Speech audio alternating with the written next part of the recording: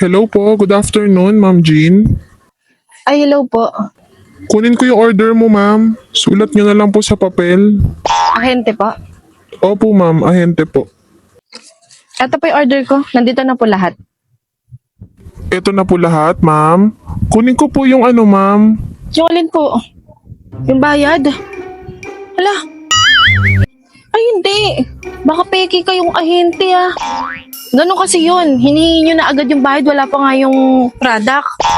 Anong pinagsasabi nyo, ma'am? Nakakain ka ata ng maraming bitsin, Ay, naku, ma'am. maraming kumakalat ng ganyan. Ang pagkakaalam ko kasi, kapag mga ahente, babayaran lang yan kapag dumating na yung produkto.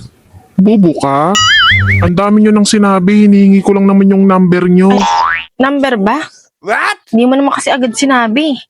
Hindi nga ako makasingit sa inyong daldal nyo eh. Ito, isusulat ko na. Tamang hinala ka. Peking ahente eh simula nung nagkatindahan ka. Kami na ahente mo.